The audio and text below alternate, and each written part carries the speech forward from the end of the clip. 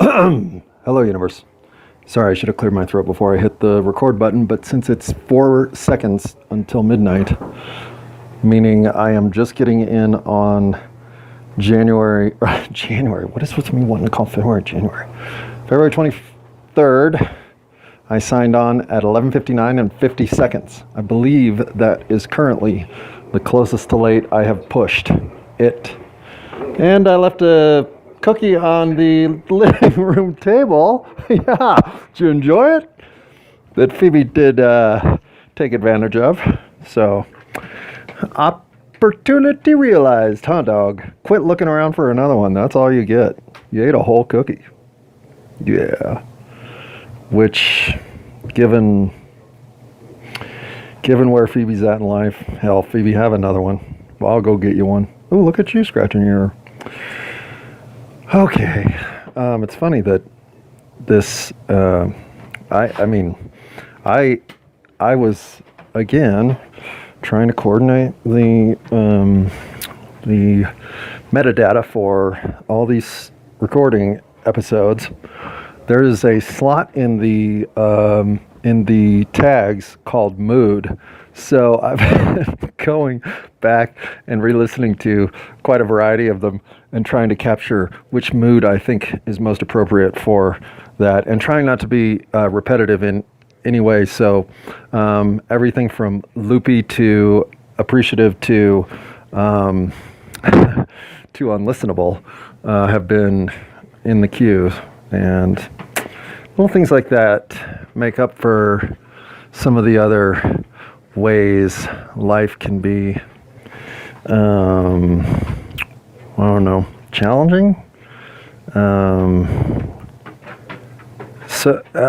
It's funny. I don't know when I was speaking about this recently, but I know I said at one point on a recording that I do always worry that at any given time I might just quit or walk off my job and all that stuff, right? Well, I did that today.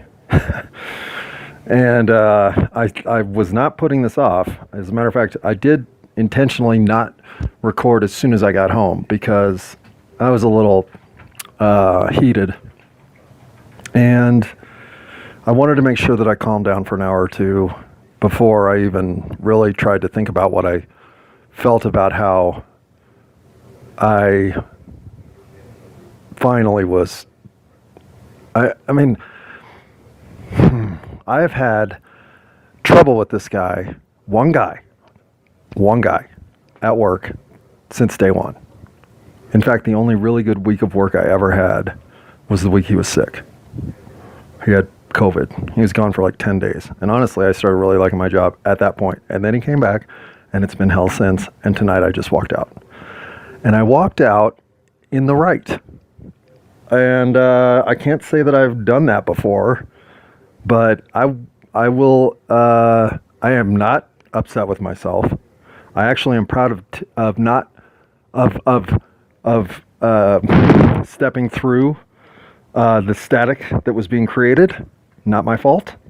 And trying to diffuse the situation, stepping away from the situation, doing whatever I could to keep a calm head, and then finally, when push came to shove, and I had been abused more than I needed, I walked away. And honestly, that has not been a great fit for me. And that's okay. There are plenty of opportunities, and I will need to go seek one tomorrow. But this is, if anything, the universe reminding me that any attachment to that will be counterproductive to what I am supposed to be doing. I did a good job at Sprouts. As a matter of fact, I wouldn't be surprised if they try to work something out with me tomorrow, because my coworker was out of line, period. And he has been dismissive, is fair, so is condescending, so is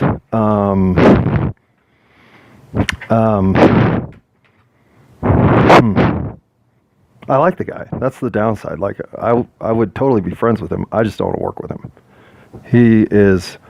I have never, ever had problems with a coworker ever. I don't have problems with anybody else in that store. But this guy I can't work with. So what am I going to do? Find another job. And I also was, well, I'm not going to tell the story because that's his story too. And frankly, I don't feel like I need to. There was a point in the evening, well, if this had been building and I did pop off at like 4 o'clock regarding, I have been listening and I had been, I like to have conversations with people about current science. If they're either interested, so I can explain current innovation and try to see how they think that will impact our world. I'm not saying everybody's up on current science. I don't know how many people are aware of the ancient DNA project and what it's exposing, especially in the last 3 years. And really because the technology is emerging at a price that will entice the world, this is going to explode. And I was enthusiastic about having learned this yesterday and today. So as I get to work, I haven't even talked to anybody about it. I am speaking to my coworker about what patterns of migration ancient DNA is mapping because they have the data to map. It's the first time that we aren't dependent on lore and mythology and record to tell us how things went. We can go take DNA samples of bodies from periods of time and determine where they came from, how they migrated. It is fantastic. It's like whoever was around when they used the microscope in the description of the sort of breakthroughs that technology can offer that then change science for the better in a way that can create entire fields of science from there. Well, this the identification of ancient DNA and how humans propagated as a result of being able to analyze that data. I'm telling you, if you haven't looked into it, go look into it. It's fascinating. It'll fascinate a 7-year-old or a 70-year-old. It's fascinating. And so I was trying to convey this to my coworker, and he started talking, and he started talking to me about the tropes about what we know about Vikings and other peoples of the Germanic region and Russia and Central Asia and those areas. And again, it was completely off topic. I mean, I know why you went there, but that's what this is undoing, is any of those discussions are now irrelevant. I don't care what book says what, or what resource has declared this to have been the way it went. The data will tell us. And what it's really revealing is that the world intermingled with the world. We are the sons and daughters of thousands of genetic variations. We are not some little limb that just keeps sprouting into a smaller and smaller version of itself. We are a melting pot of world DNA, all of us. And if nothing else, that was the message I was trying to get to that I never could get to. How fascinating is it that science may come through in the next 3 to 10 years with an undeniable commonality that we can all latch onto. We're all each other. And it's how it works. I've got all of you in me somewhere. Go back far enough. And another thing that's really fascinating is they're discovering these ghost peoples. In other words, DNA groups that are identified, but the peoples are not known yet. So they're ghost peoples until we can gather more information about what these DNA strands represent.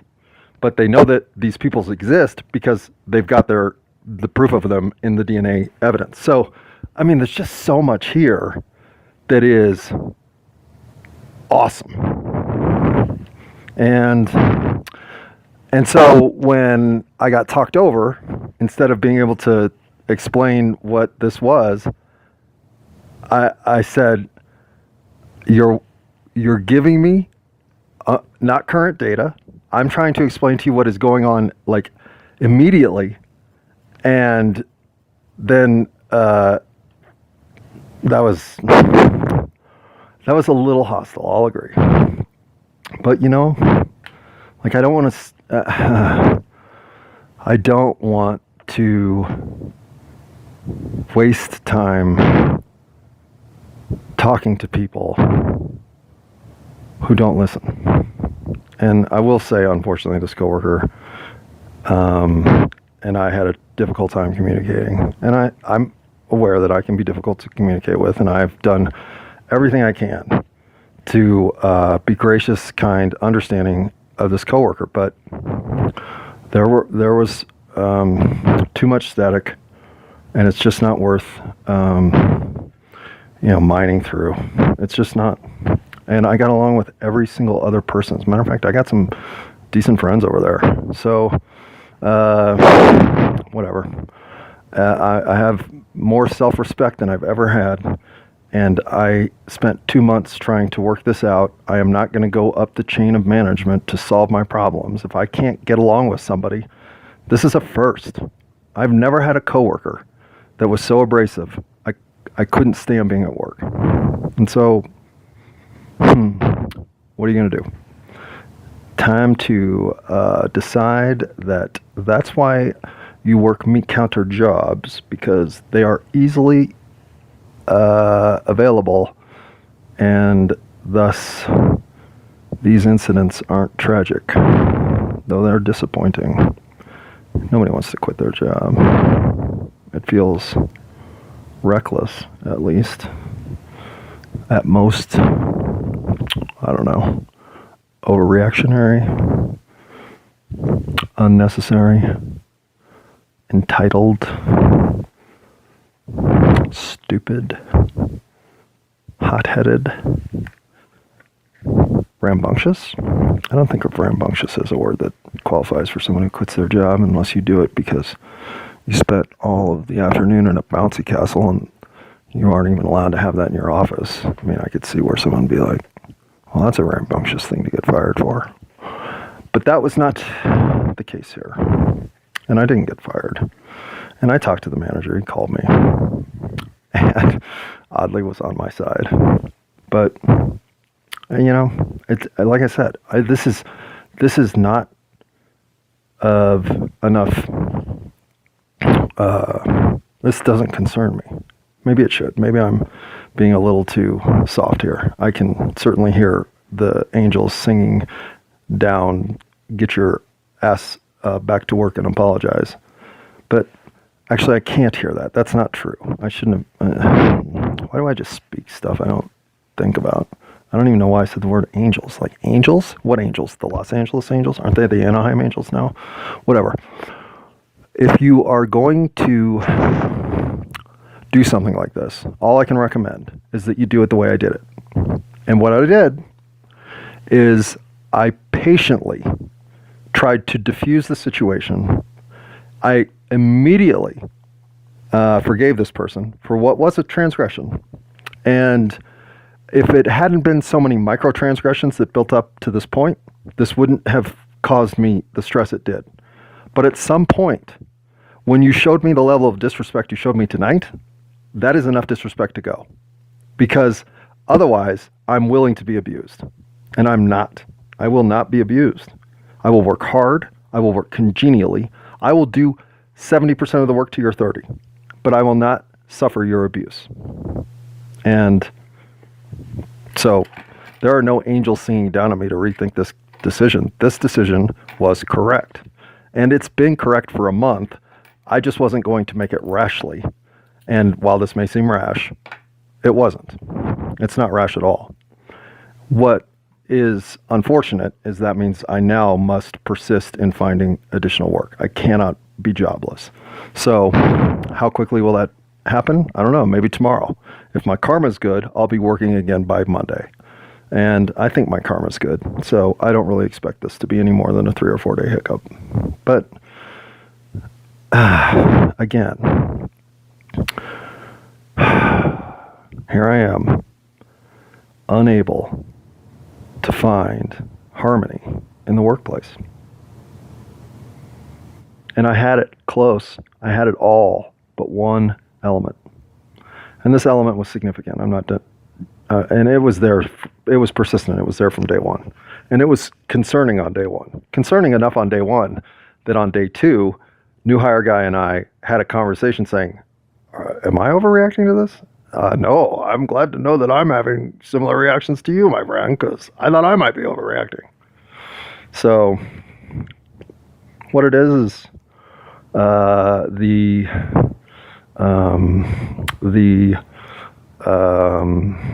what would you call there are always going to be compromises to be made in any workplace by every individual who comes on board. And I was never more considerate, kind, and I mean, it was easy to work hard there. And so I did. I don't mind working hard. And it took, I mean, I don't even know what I'm trying to lament here. I don't really, the whole disappointment for me is that if it doesn't take much for me to have allegiance, but they really didn't come through on anything they said they do. And then to have the kind of friction with a coworker I've never had before, and then to feel that, I mean, I actually said to him tonight, you hurt me. I don't know why you did that. I've never done anything to deserve it, but you hurt me. And I walked away. And then in the next instance of dismissive conversation, I just said, can we drop it and move on? And I had forgiven him immediately. But that wasn't something he wanted to receive because he hadn't done anything wrong in his eyes.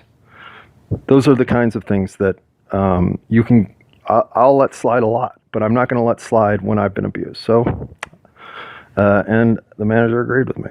So that's as far as I need to discuss it. I will not be discussing anything else incidental about it. I'm just going to say this is obviously now where my life has to make an immediate adjustment. I don't even know what kind of job I'm going to go get, but I'm going to go get a job tomorrow. I did get a flyer that the Postal Service is hiring, but can you imagine somebody taking a chance on me at the postal office? Probably not. I don't know. That's just silly daydreaming. I'm not even very serious about considering what my next job will be. I just know that it has to come in the next 3 days. All right, so I have 2 other items that today was, man, it's funny. Like I should be pissed or in a bad mood or self-loathing or discombobulated or wanting a beer or I don't know what. Like I feel like these are the things that should throw me off the ledge, or at least put me to the ledge where I'm looking down thinking, uh-oh, back up. But I'm not. Like it's like I'm on a swing. It's just gentle. I'm okay. I'm not even just, I'm disappointed that I'll now be working further from home because 3/4 block walk was nice. But I am not going to tolerate a hostile work environment. Why would I? It's not fair. It's not something I deserve. And it's not something I'm going to fight through the chain of management to HR my way through at a grocery store. And it isn't. So, you know, there are other ways to make sure I can buy dog food, which is one thing I went and bought immediately because dog food.